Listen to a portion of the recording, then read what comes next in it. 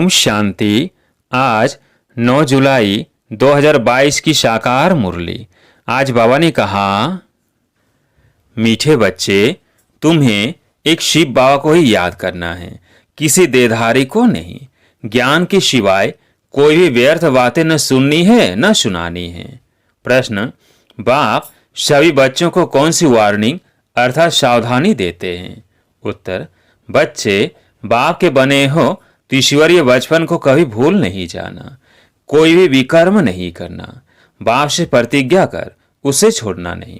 अगर बाप को भूलेंगे तो माया खुशी गायब कर देगी, फिर बुद्धि हैरान होती रहेगी, घबराते रहेंगे, विकर्म करते रहेंगे, बुद्धि का ताला बंद हो जाएगा। इसलिए शिव बाबा के बने हो तो बचपन सदा याद रखो। गीत है, बचपन के दिन भुला न देना। ओम शांति। बच्चों ने अर्थ समझा। बच्चे सामने बैठे हैं और जानते हैं ब्रह्मा द्वारा वर्षा लेने के लिए हम उनके बच्चे बने हैं, और यह भी अच्छी तरह जानते हैं कि हम निराकार परम पिता परमात्मा की अविनाशी संतान हैं। अब सम्मुख बैठे हैं, दूर होने से कई बच्चे भूल जाते हैं। मित्र संबंधी गुरु गोसाई आदि को देखते हो तो यह बचपन की बातें भूल जाती है। यहाँ जो सम्मुख बैठे हैं वह तो नहीं भूलते होंगे। अविनाशी शिव बाबा से हम सौर का वर्षा ले रहे हैं, यह तो बड़ी खुशी की बात है ना। हमको शिव बाबा ने अपनाया है, फिर से सौर के मालिक बनाने। हम मालिक थे, परंतु पुनर्जन्म लेते लेते अब नर के मालिक बने हैं, फिर सौर का मालिक बनेंगे। तुम जानते हो शिव बाबा जो निराकार है वो इस तन में प्रवेश करते हैं। वो हमें श्रीमत देते हैं कि मुझे निराकार शिव बाबा को याद करो। सभी आत्माओं को कहते हैं क्योंकि वह सर्व का लिबरेटर है। लिबरेटर माना सदगति दाता। मनुष्यों को ही सदगति करेंगे, जानवरों की तो बात नहीं। लिबरेटर गाइड है मनुष्यों का, उनको नॉलेजफुल ब्लिसफुल कहते हैं। यहाँ तुम सम्मुख बैठे हो तो नशा चढ़ता है। बाबा जानते हैं घर जाने से तुम बच्चे भूल जाते हो, माया भुला देती है। यहाँ तुम्हारी बुद्धि में कोई साधु संत गुरु व लौकिक संबंधी नहीं है, अभी है पारलौकिक संबंध। शिव बाबा इसमें प्रवेश होकर हमको सौर का वर्षा देते हैं। निराकार को जरूर साकार में आना पड़े। कहते हैं, सिकिलधे बच्चे, तुम फिर से सौर का वर्षा लेने के लिए आए हो। पूछा भी जाता है कि शिव बाबा से आपका क्या संबंध है? तुम कहेंगे हम उनके अविनाशी बच्चे हैं, फिर प्रजापिता ब्रह्मा के साकारी बच्चे हैं, क्योंकि पुनर्जन्म लेते रहते हो। दूसरे जन्म में सब तो बच्चे नहीं बनेंगे। बचपन की यह बातें भूलो मत। हम शिव बाबा के पोत्र ब्रह्मा के बच्चे हैं। यहाँ आए हो फिर से सौर का वर्षा लेने। अभी नर्क में हैं, तुम अब संगम पर हो। कितनी सहज बात है, बुढ़िया भी धारण कर सकती है, यह भूलना नहीं है।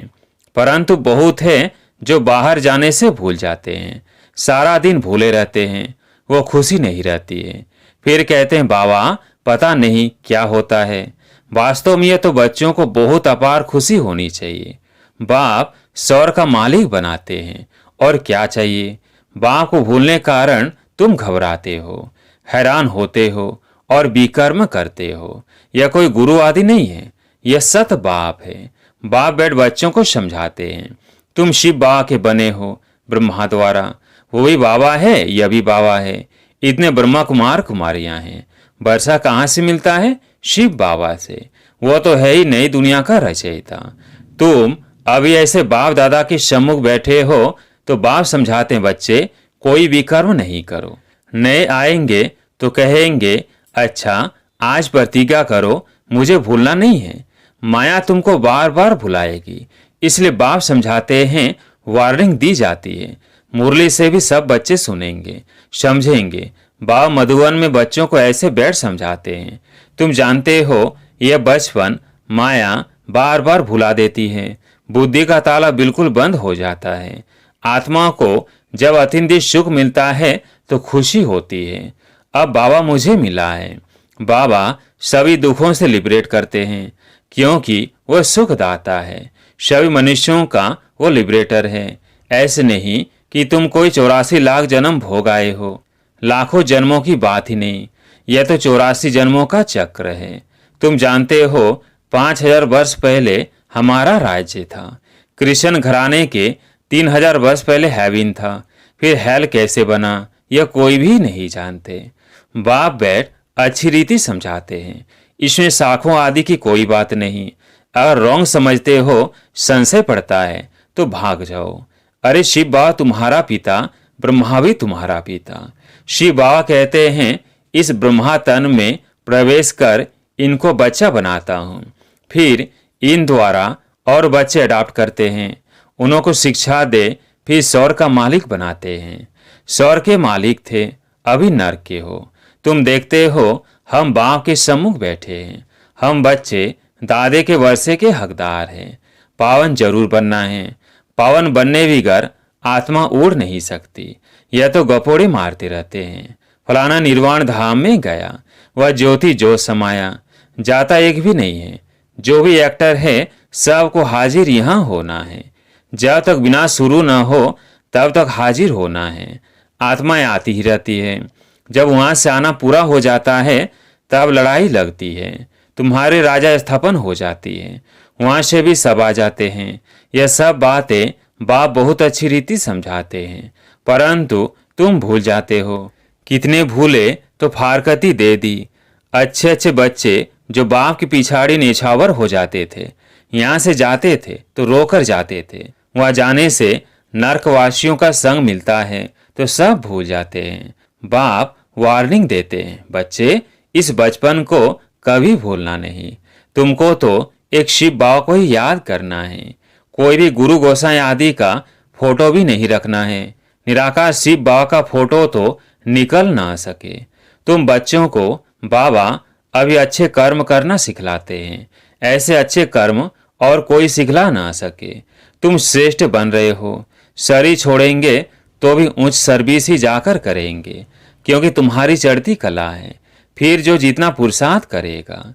बाबा फिर भी कहते हैं यहाँ तुम सम्मुख बैठे हो, यहाँ सुनते हो, याद रहता है, फिर बाहर जाने से झट भूल जाता है।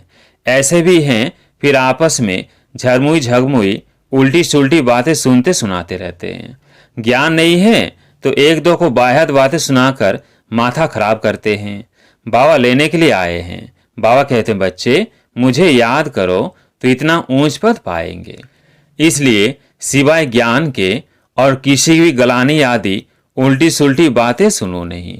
बाप को कहते हैं हेवनली गॉड फादर, स्वर्ग स्थापन करने वाला वर्ल्ड गॉड फादर। सभी मनुष्य मात्र का बाप एक ही निराकार है। तुम एक धर्म के हो जो ब्रह्मा कुमार कुमारियां बने हो। पीछे फिर और धर्मों की वृद्धि होती जाती है। सतयुग में एक ही देवी देवता धर्म होगा, सब गोरे होंगे। फिर इस्लामी लोग निकलते हैं, फीचर्स बिल्कुल डिफरेंट। बौद्धियों की शक्ल देखो कैसी है। सब धर्म वालों की शक्ल अलग अलग। अभी तो अनेक धर्मों का विनाश और एक धर्म की स्थापना हो रही है। तुम पति से पावन बन रहे हो। याद रखना तुम्हारी दुश्मन माया बड़ी दुस्तर है। सिवाय ज्ञान के कोई बाह्य बातें सुनने से बेमुख हो शोक वाटिका में चले जाएंगे। बाबा बार बार समझाते हैं तुम्हारा धंधा यह है, बाप से वर्षा पाने की युक्ति बताना। बाबा ने समझाया था तुम्हारा परम पिता परमात्मा से क्या संबंध है। वह बोर्ड लगा दो, बड़ी अच्छी लिखत हो। ब्रह्मा कुमारियों का नाम सुनते डरते हैं तो फिर और युक्ति से लिखा जाता है। बोर्ड पढ़ेंगे तो बाप दादा का परिचय मिल जाएगा। जरूर साकार द्वारा ही वर्षा मिलेगा। शिव बाबा है ईश्वर की स्थापना करने वाला। मुसलमान कहते हैं वैश्य स्थापन करने वाला। अभी तुम उनके बच्चे बने हो। ऐसे बाप को भूलो नहीं। माया कितनी जबरदस्त है। तो बाबा कहते हैं इस बचपन को भूल मत जाना। बच्चे तो सब है ना, बल्कि कितना बड़ा आदमी होगा तो भी बाबा कहेंगे तुम्हारी माया बड़ी दुश्मन है।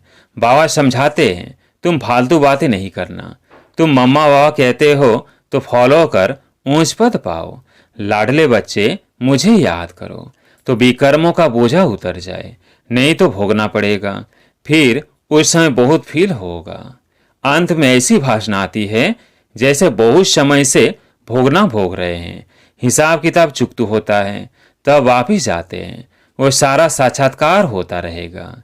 अच्छा, मीठे मीठे सिकिलधे बच्चों प्रति माता पिता बाप दादा का याद प्यार और गुड मॉर्निंग। रूहानी बाप की रूहानी बच्चों को नमस्ते। हम रूहानी बच्चों की रूहानी बाप दादा को याद प्यार गुड मॉर्निंग नमस्ते नमस्ते। धारणा के लिए मुख्य सार। पहला पॉइंट, संगदोष में आकर ईश्वरीय बचपन को भूलना नहीं। आपस में कभी भी कोई बाह्यत अर्थात व्यर्थ उल्टी सुल्टी बातें न सुननी है न सुनानी है, ज्ञान की ही बातें करनी है। दूसरा पॉइंट, हर एक को बाप से वर्षा लेने की युक्ति बतानी है। मम्मा बाबा को पूरा फॉलो कर ऊंच पद का अधिकार लेना है। बाप की याद से विकर्मों का बोझ उतारना है। आज प्यारे मीठे बाबा का वरदान, समय के ज्ञान को स्मृति में रख सब प्रश्नों को समाप्त करने वाले स्वदर्शन चक्रधारी भव।